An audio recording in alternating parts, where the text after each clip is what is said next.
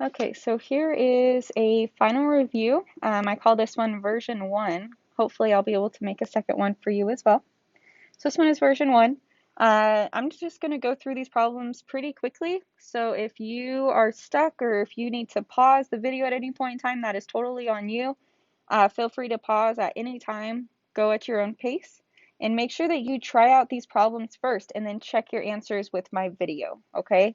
So I expect you to pause right now and try out these problems and then watch my video if you need help or to check your answers. All right, so it says factor each of the following expressions. So this one here, for factoring, you want to first see if it's factorable using the diamond and area model. So I'm going to go ahead and set these up. You multiply the first and the third term to get the top of your diamond.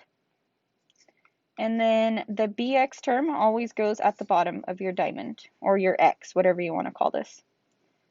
So 6x. So you want to think of all the factors of 9. So 1 times 9, 2 does not go into it evenly, but 3 times 3 does. Okay? And that also works. 3 plus 3 is positive 6. So our factors here are 3x and 3x. So now I know that I can factor it. So I'm going to go and set up an area model. Okay, and I'm going to color code like I usually do. So x squared will go there. The 9 will go in the bottom right. And then these factors will go diagonal from each other as well. Okay, so now we want to go through factoring. And again, please pause the video. Don't forget to pause the video at any time. You can pause, rewind, try things on your own. That's the best way to learn. So my GCF up here will be x, and this one will also be an x. And then these two, the GCF is 3. It's going to be a positive 3. And same thing here. So my factors here are x plus 3 times x plus 3. And this one does not say to solve or anything, so it just says factor. So this is the factored form. So this is equal to x plus 3 times x plus 3. Okay, so that is the factored form. Two factors being multiplied by each other. All right? So here's part B. We have the variable of y instead of x, and that's totally fine. It's the same thing. So I'm going to go and see if it is factorable by starting off my diamond. So this will be 6y squared. And the bottom is going to be 7y because the bx term always goes on the bottom. So we have to see if there's two factors that multiply to 6 and add to 7. So 1 times 6, 2 times 3, and then it just starts repeating 3 times 2. And I see 1 plus 6 is also 7. So our factors here will be 1y and 6y. 1y times 6y is 6y squared, and 1y plus 6y is 7y. So now I know that I can set up my area model because these are factorable. Again, I'm going to color code like I usually do.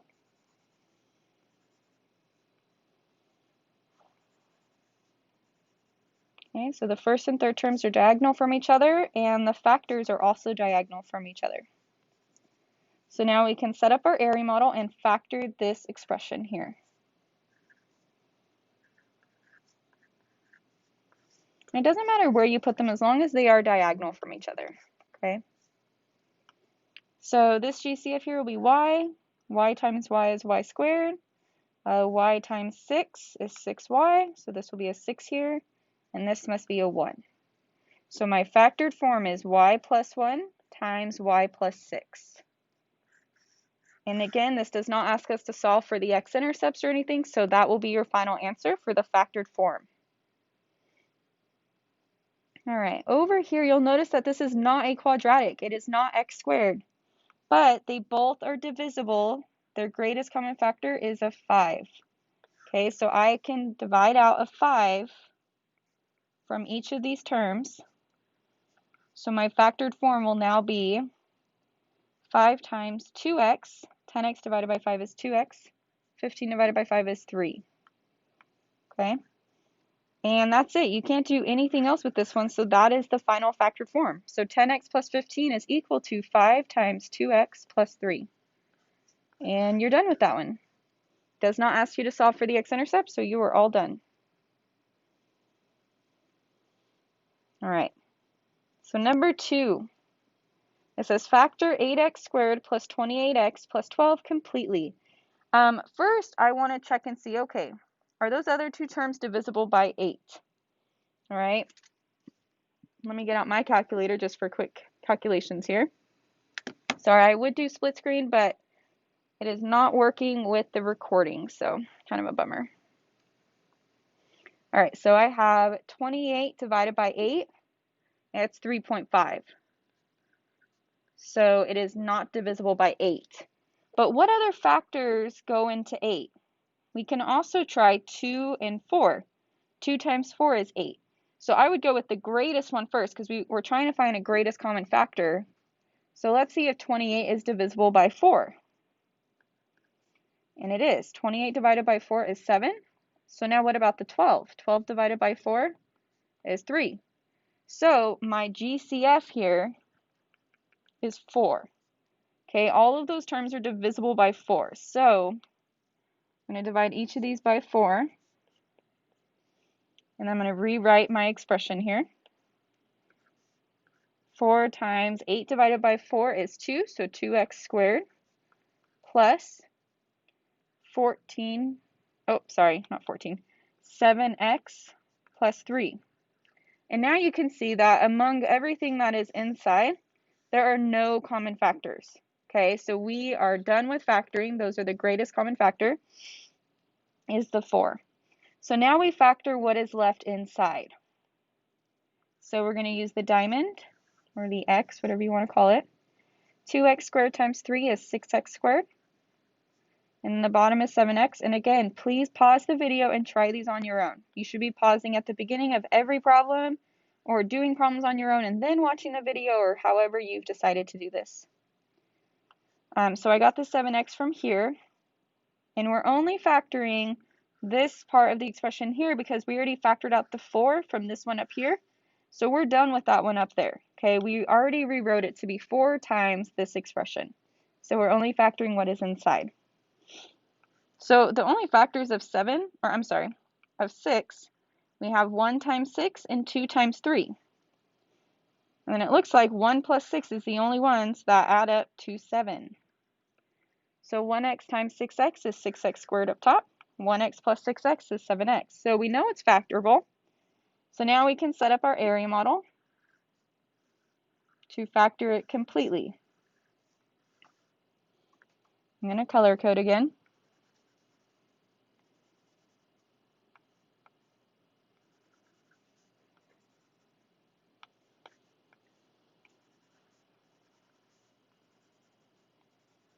Okay.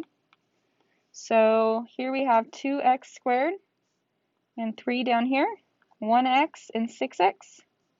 So if I factor that, the GCF here, 2 and 6 are both divisible by 2 and they both have an x. So it's going to be 2x. This one here, 2x squared and 1x will be 1x, so just x. Right here, you can see, what do I multiply 2x by to get 6x? Or what is the GCF between 6 and 3?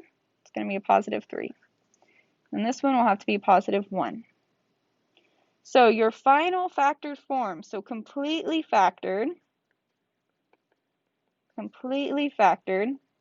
you have to remember the GCF that you pulled out earlier. So the 4 comes back down here. And then times 2x plus 1 times x plus 3. So this is your completely factored form of this above equation. And those two equations, the expressions, they are equal. Just one of them is in factored form and one of them is in standard form. So that would be the completely factored version. Okay. So now on to number 3. It says, describe how you would determine the x and y intercepts of an equation and apply that method to determine the intercepts of y equals x squared plus 7x minus 18. Okay, well, we have this in standard form. So standard form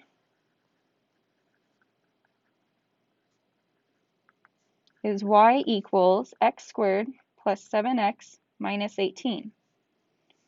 Here, it tells me right away that my y-intercept is 0, negative 18. So if you guys were to graph that, you would see on a graph right away that your y-intercept here, let's use The y-intercept is always going to be that c term if it's in standard form. No parentheses, nothing, just standard form. Okay, so that's how I can tell there. Or plug in 0 for x to get y-intercept.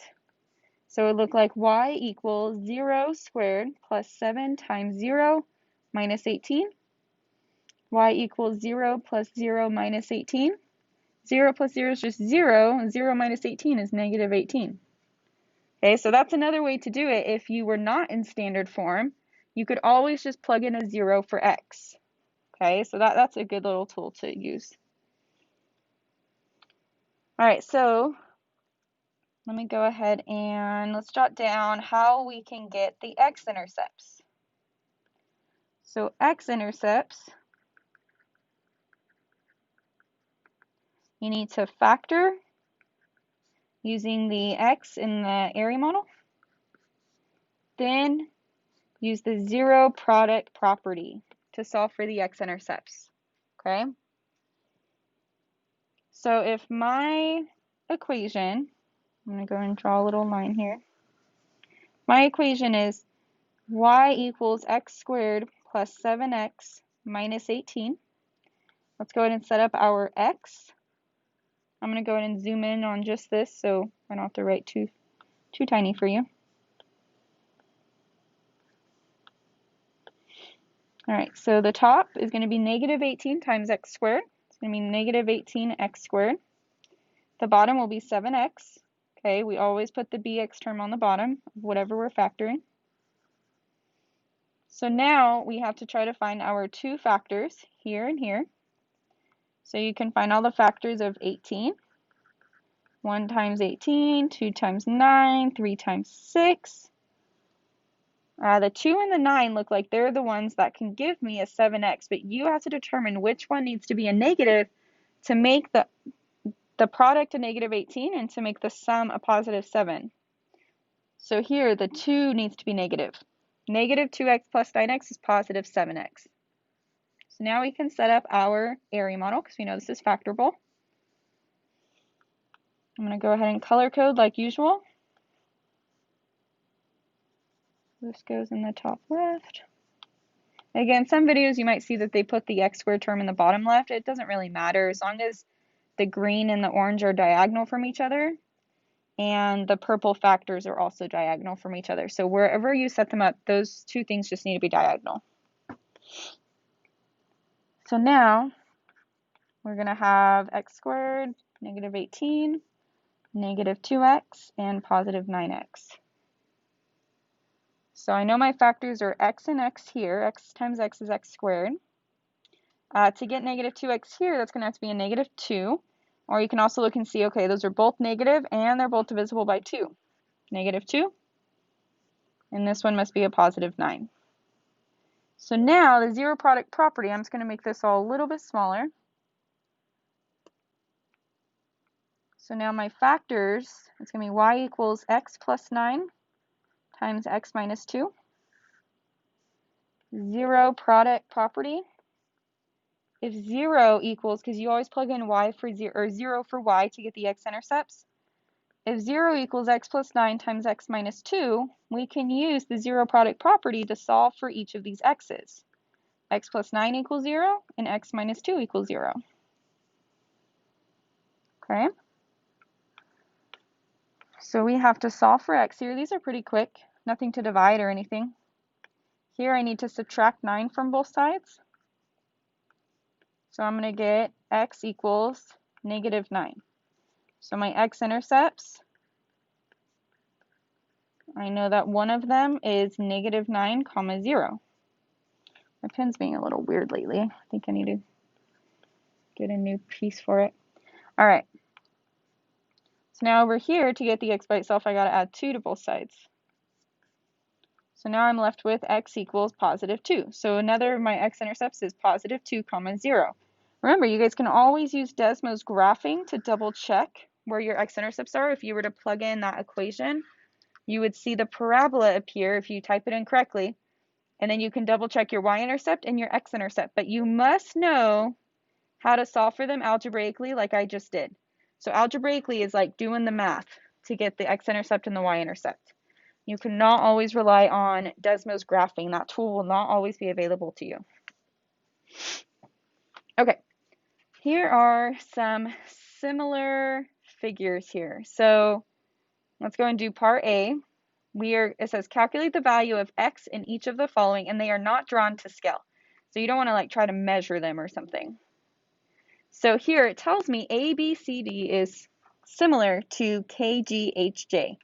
So first things first is I'm going to mark my sides that are corresponding. So this kind of tells us AB should be corresponding to KG. So I'm going to go and trace AB and KG with the same color. So I know those two sides are corresponding. Similarly, you can look and see, okay, then BC must be corresponding to GH. Okay, so BC goes to GH. And I highly recommend you do this for any similar figure problem that you run into. This will really help you out. And then I know CD is corresponding to HJ. So CD and HJ. Okay, and now I only have two sides left, so I know that AD corresponds to KJ. And it's basically, it's the first and the last term. AD, KJ. Okay. So now that I know this, I'm going to go ahead and highlight what I'm solving for. So I'm solving for x here, and there's only one x. So that's the only one I'm solving for, only one variable there. So I know I'm going to need to use 8 and x, because those two sides are corresponding. Sorry, I know it's a little bit blurry, but that's definitely an 8. So I can start to set up an equation. I can do 8 over x, okay? And I can set up a proportion. So it looks like I don't know my HG or my KJ here. I don't know the green or red sides on the big one, but I do know the GK. And GK corresponds to the 4 here, to AB. So I can use that this equals, I have to start off with the 4 because my 8 was on top, so I have to put the 4 on top here, over 20. And now we can just cross multiply, okay? So here if I have 8 times 20, it's going to be 160, and x times 4 is 4x. So now I just have to solve for x, okay? So here I have to divide both sides by 4. So x equals 40. And then you're done.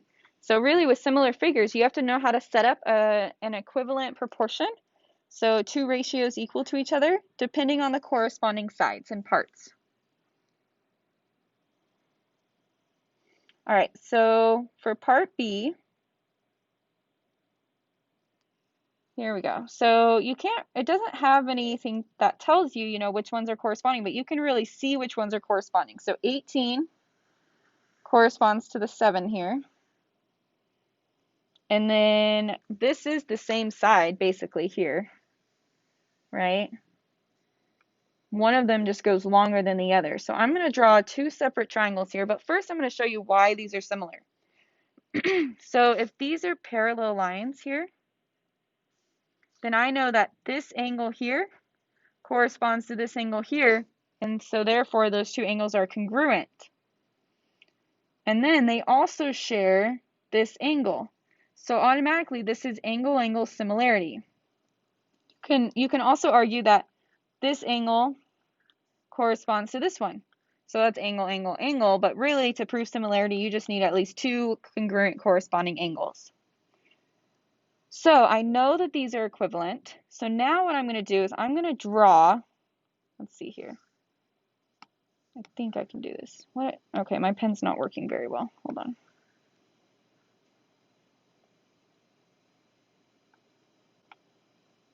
Okay, there we go.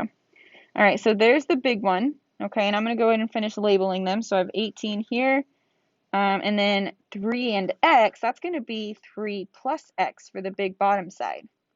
Okay, oops, 3 plus x. And then I'm going to highlight in the other one, so the smaller triangle is right here. So this is the smaller one.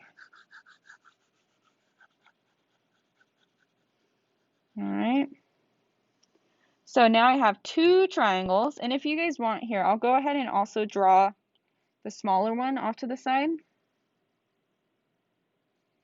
Okay, just so you guys can see it more, like a little bit better visually.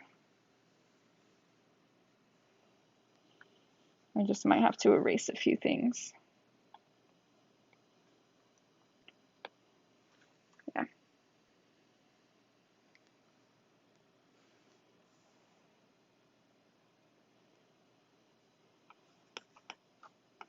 All right. So then if I were to draw this, then this bottom side length here is only x, and then this one over here is a 7, according to this 7 and this x here. So you'll notice that it is for this triangle here, the small one. Okay? So hopefully you can see that visually there. So now if we want to focus on this, we have to solve for x, right? So if we want to focus on what we have here, we know 7 corresponds to 8, or to 8, the 18. So we can do 7 over 18. Okay, here I'll go ahead and use the orange since that's those two sides. So 7 over 18 equals, and then the green sides there, I have x over 3 plus x. Okay, so we can still again cross multiply. I'm going to just move this over just a little bit so that you can see more clearly all the steps I'm doing here. Okay, so if I were to cross multiply, 18 times x is 18x. This is going to be 7 times 3 plus x. So I just set it up with parentheses. And now I can distribute. So I have 7 times 3 and 7 times x. Okay, so 7 times 3 is 21. Plus 7 times x is 7x. So now I have 18x equals 21 plus 7x. I'm going to go ahead and draw a line down the equal sign just so you can see how I'm moving things around. So here I need to subtract the 7x from both sides to get all the x's to one side. Oh, this one's not a very pretty one. So this will be 11x equals 21, which I think this should have been like a 22 or something, but I think somebody might have made a mistake there. So it's going to be a decimal, but that's okay. So let's go and see here. So 21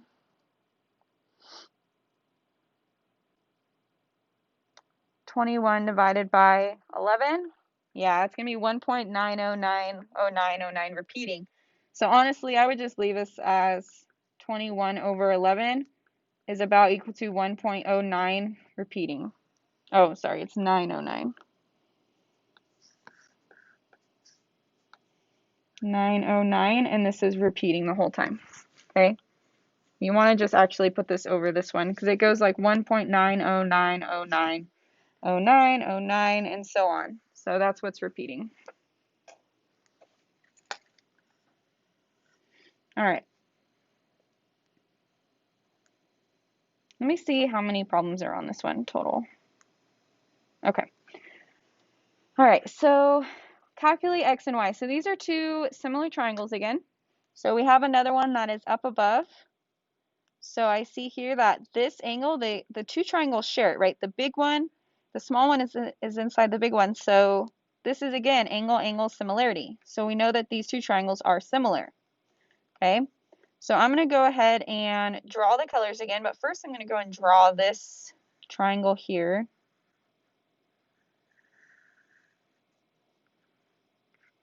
Okay, I'm going to duplicate it.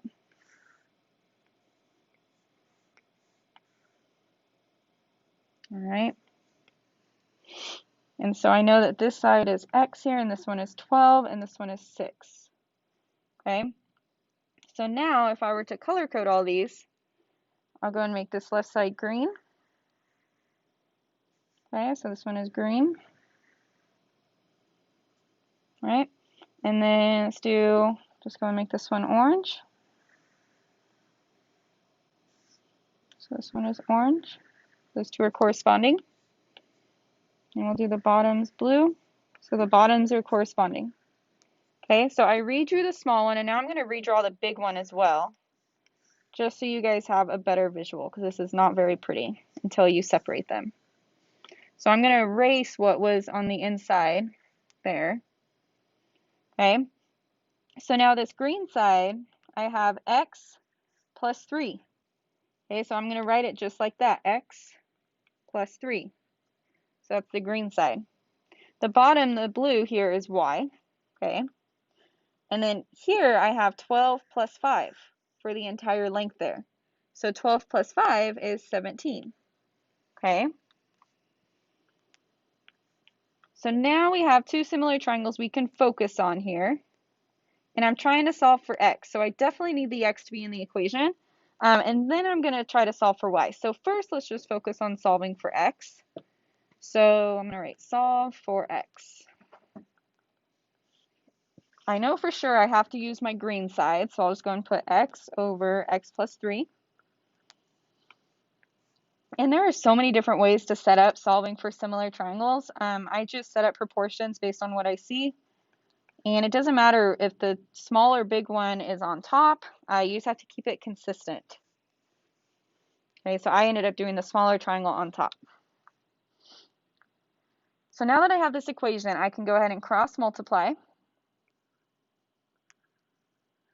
So this one will be 12 times x plus 3 equals 17x.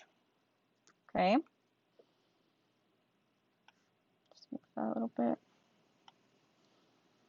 So now if I were to distribute 12 into x plus 3, I'm going to have 12x plus 36 equals 17x. And please remember to pause the video if you get stuck or anything, okay? So I'm going to subtract, oh, not 36, sorry. I'm going to subtract the 12x from both sides. Okay. So then I'm going to end up, these two cancel out, so I'm going to end up with 36 equals 5x. So if I do 36 divided by 5, we're going to get 7.2. So if I divide both sides by 5,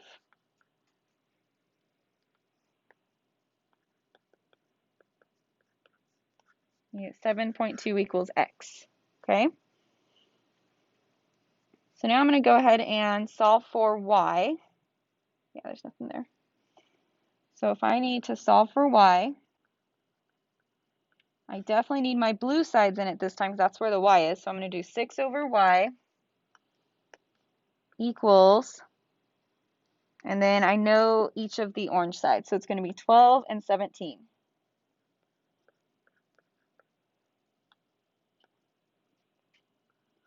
So y times 12 is 12y. And then 17 times 6 is 102. So now to solve for y, we're going to divide both sides by 12. So I'm going to end up with y equals, so if I have 102 divided by 12, it's going to be 8.5. Okay, so that is how you solve for missing sides or missing variables in similar triangles. Okay. All right, so here it says, use the information given to solve for x. Justify any statements you write completely. If a problem is not possible based on the information given, answer not possible. So these look like two triangles side by side, and we have to determine, are those triangles congruent? I'm sorry, these are a little bit blurry. Sorry about that. So if you guys notice here, we have a lot of parallel lines. Now, it's not telling me that those are congruent lines, but since this line is parallel to that line, that means this angle is alternate interior to this one, so they are congruent because that transversal in the middle goes right through them. This transversal in the middle is also a side that is congruent to itself by the reflexive property, if you remember that. And then since these two sides are parallel, I know that this angle here is alternate interior to this angle here, so those two are congruent. So these triangles here are congruent by angle-side angle congruency. Okay, you're using the parallel lines and the transversal to find alternate interior angles and so on. So if these two triangles are congruent, then that means that all their sides are congruent as well. So this means that 3x minus 4 equals 5x minus 8. And I should specify, it's their corresponding sides that are congruent. So those two are definitely corresponding sides. So now we have an equation where we can solve for x. So here I'm going to go ahead and move all my x's to one side. I just recognize that this will give me a positive x, which is a little bit easier to deal with. So I have negative 4 equals 2x minus 8. Okay, so now if I add 8 to both sides, these two cancel out. I'm left with positive 4 equals 2x. So now if you divide both sides by 2, you should get x equals 2. 4 divided by 2 is 2. Okay, and then you could use that to solve for the side length if it asks you to. I don't think it does here, but this would be 5 times 2 minus 8, 10 minus 8, so this is a side length of 2. And you should get the same thing up here. 3 times 2 minus 4 is 6 minus 4, which is 2, which makes sense because they are congruent sides. Again, it doesn't ask you to do that, but I mean, it's nice to know how to do that. All right, so here, let's go ahead and see what we've got going on here, see if they're congruent. I see that I have this side here that has the 1 mark, and this side here that has that 1 mark. And then this angle that has 1 mark, and this angle that has 1 mark. And this angle that has 2 marks, and this angle that also has 2 marks. Okay? So these two triangles are congruent by angle side angle congruency. You can see that they're all set up in the correct corresponding way. So this means if you're looking here, then this means if this one is x here, then this one must also be x. And if this one is 3x, then this one must also be 3x. But now you might be thinking, okay, but how does that help me solve for x? Well, we know that all the angles inside of a triangle add up to equal 180 degrees. So if these angles here are 7x plus 4 plus 3x plus x, then we know that we can solve for x if we combine like terms and solve for the variable here. So here I have 7x plus 3x plus x. So this is going to be 11x plus 4 equals 180. Combine like terms. Now I can subtract 4 from both sides. 180 minus 4. Sorry, I'm doing my division right now too. Okay, so we're going to get 11x equals 176. And then we divide both sides by 11. And then you should get x equals 16. And that would be your answer for the variable. And again, you could plug that into each of those x's to solve for the actual angle measurements if the problem asked you to. Okay, so now let's go and look at this one, part C. Sorry, they're so blurry. Okay, so I see here that this side has 2 dashes. So that means it's equal to this side that also has 2 dashes. And then this angle here is 1, so it must be equal to this angle that has 1. And then this side here is the same side, so those are similar, or those are equal by the reflexive property. If it's the same side, then they're congruent. So this shows me that these two triangles are congruent by side angle side congruency. Side angle side. Side angle side. So we're good to go. So that means that these two sides are equal to each other. Okay, so I have 8x minus 2 equals 3x plus 5. So now you have to solve that for x. So my first step here, I'm going to subtract 3x from both sides. So I'm going to have 5x minus 2 equals 5. So now I'm going to add 2 to both sides. Again, I'm going very fast on purpose because I know you can pause the video and back up if you need to. Or pause the video and do it on your own first. All right, so then 7 divided by 5, you can leave it at 7/5, or you can say x equals 1.4. And you're good to go. And again, you can plug that in if you need to find the missing side lengths there. All right, so now let's go on to part D. Are these two triangles congruent? Are we told that any sides are congruent? All I see are a bunch of angles that are congruent, right? I see that this angle here is congruent to this angle here, and this angle here is congruent to this angle here, and this angle here is congruent to this angle here. So we know that they're similar because they have all congruent angles, but we don't know if that's equal to that or if either of those are equal to that one. We don't know anything about the sides. So we know these triangles are similar, but not if they're congruent. So there's no way for us to solve for x. So we cannot solve for x because we don't know if they're actually congruent or not.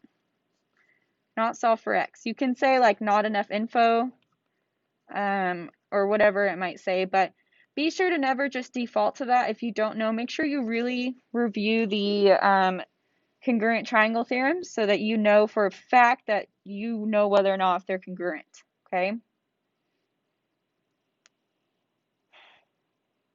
Okay. So now, here we go. All right, cool.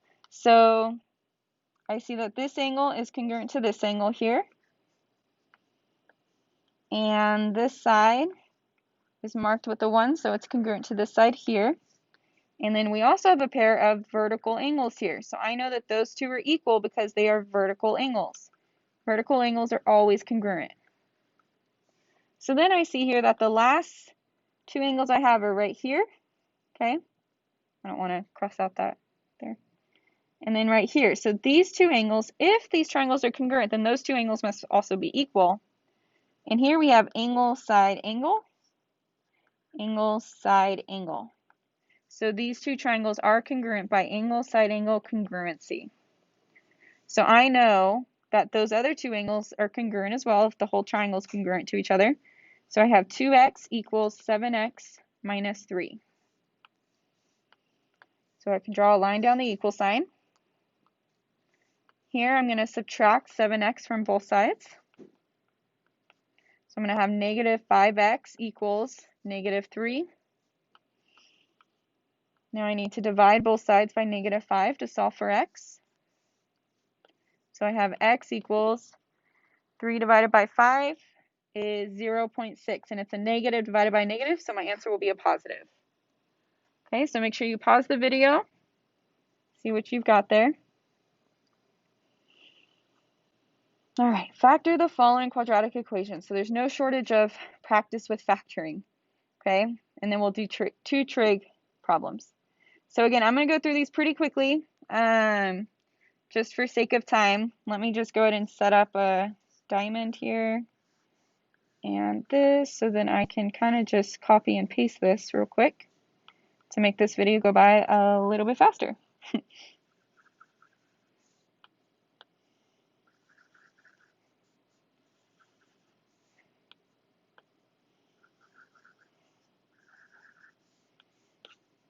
See here.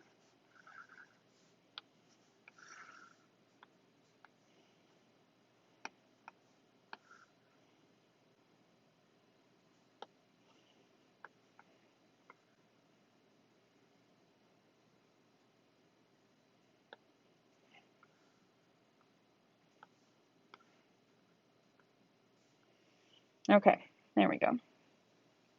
Oh, the only thing I forgot were my purple ones.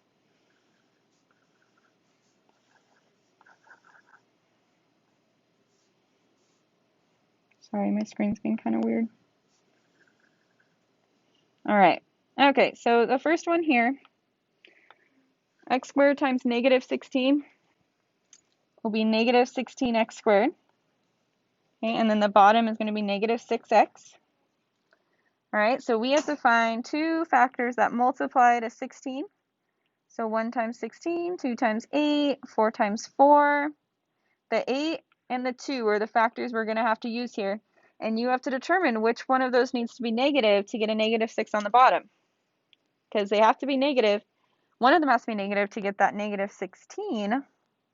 So here this 8 needs to be negative because negative 8x plus 2x is negative 6x. So this is going to be x squared, negative 16, and then negative 8x and positive 2x. Okay, so here we have x minus 8, x plus 2. So the factored form here is going to be x minus 8 times x plus 2. And now see here, it does not tell us to solve for the x's, so right now it's just factoring practice. You could easily, if you wanted to review some zero product property, what you would do is set each of those equal to 0, each of your factors, and solve for x. So one of your x-intercepts here would be 8, 0. And the other one, if we subtract 2 from both sides, we get x equals negative 2. So the other would be negative 2, 0. So this is where the parabola would cross the x-axis. So once you have it in factored form, you can do the zero product property rather quickly. All right. So now this one up top is going to be negative 48 x squared. The bottom will be positive 8x. So to find all the factors of 48, 1 times 48, 2 times 24, 3 times 16, 4 times 12, and 6 times 8. So the two factors that will somehow give me an 8 are going to have to be the 4 and the 12. One of them needs to be negative to get this negative 48x squared and to get the positive 8x on the bottom. So 12x minus 4x will give you a positive 8x on the bottom. So here I'm going to have x squared, negative 48. Remember that negative 48, this is the y-intercept, just so you know. It's where it crosses the y-axis. Then we have negative 4x and 12x. So if we factor this, we're going to get x minus 4 times x plus 12. So this is your factored form. But since it's pretty quick to do, I'm going to show you now how you would use the zero product property to find the x-intercepts. Okay, so the zero product property, you set each factor equal to 0 and then solve for x. So here, if I add 4 to both sides, x equals 4. Subtract 12 from both sides here, x equals negative 12. So your x-intercepts, if you wanted to write them out as points, we'd have positive 4, 0 and negative 12, 0. And that is where this particular parabola would cross the x-axis. Again, I'm going really, really fast. So you guys just have to pause the video and go at your own pace. So 8x squared times negative 3 is going to be negative 24x squared. The bottom will be 10x. So to try to find all the factors of 24, 1 times 24, 2 times 12, 3 times 8, 4 times 6, and then I'll start repeating. It looks like here we have to be really careful. Since my product is a negative, that means I'm multiplying a positive x, something positive x, times a negative something x. And I have to get a positive 10 down below. So I cannot do 6 and 4 because it would either be 4 minus 6 is negative 2 or 6 minus 4 is positive 2. I'm going to have to do a 12 and a 2 for this one to get the 10x on the bottom. I'm going to have a positive 12x and a negative 2x. Because positive 12 times negative 2 will give me negative 24, and 12 minus 2 will give me 10. So now if I set these up to be factored, 12x and negative 2x. Okay. Again, I'm going to go through pretty quickly, so please, please pause and do this on your own. This GCF will be 4x. This one will be negative 1. This one will be 2x. And this one will be a positive 3. Okay, so my factored form here is 4x minus 1 times 2x plus 3. And I will show you how to use the zero product property for this one. So the zero product property, again, is to find the x-intercepts. So I have 4x minus 1 equals 0, and 2x plus 3 equals 0. So for these, since there's more than one step, I'm going to go and draw the little line just so you don't get lost anywhere. So I'm going to add 1 to both sides here. We'll go and solve this one first. I'm going to end up with 4x equals 1. And then divide both sides by 4. We're going to get x equals 1/4, or it equals 0.25, whichever one is easier for you to graph in the long run. Which would probably be the 0.25. Okay, so now over here, I'm going to subtract the 3 from both sides. So then I have 2x equals -3. So now I'm going to divide both sides by 2. So I'm going to get x equals -3/2, or it equals -1.5. So your x-intercepts are 0.25, 0, and -1.5, 0. So that is where you will cross your x-axis at with this equation. Okay. Whew. All right. Number 8 is trigonometry. Number 8 and 9, actually. So these are both solving for sides. So you use trigonometric ratios to solve for the variable. Show your work, round lengths to the nearest tenth, and angles to the nearest whole degree. Doesn't look like I'm being asked to solve for any angles here, so it's just sides. So if I use SOHCAHTOA, okay, SOHCAHTOA, that's the most important thing. I'm going to go and start labeling my sides. So I know that if this is the focus angle, across from that is my opposite side. Across from my right angle is my hypotenuse. So then this one must be adjacent. So it looks like here I'm solving for W and I know the adjacent side. So adjacent and hypotenuse is going to be cosine, the cosine ratio.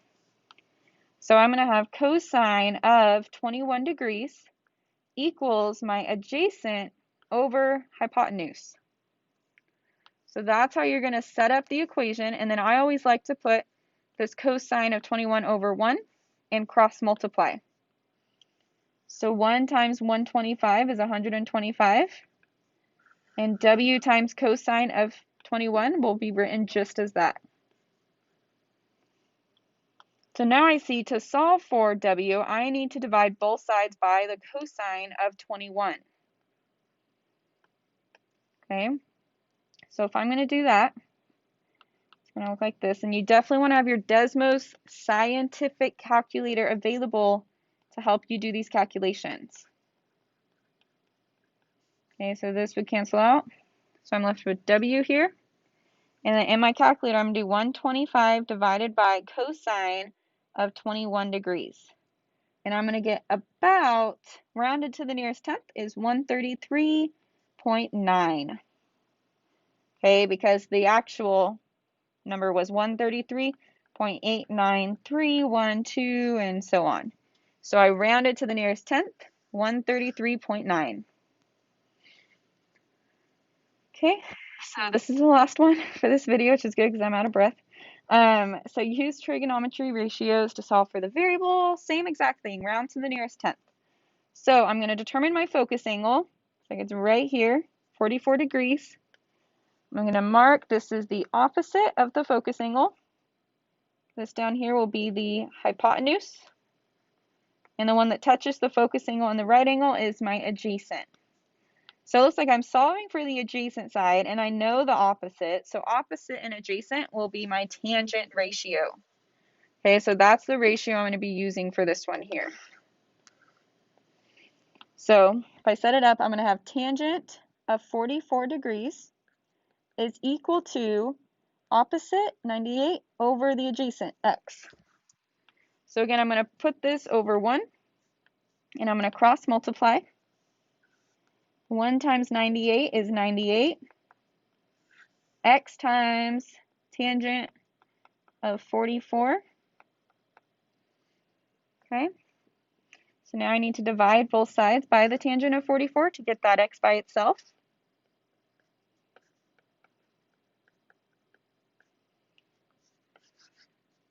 So on the right side, I'm only left with x equals, now in your Desmos scientific calculator, 98 divided by tangent of 44. I get 101.481978, and so on. Rounded to the nearest tenth is going to be 101.5. Okay. And that'll do it for this video. Make sure to look at my other videos for more practice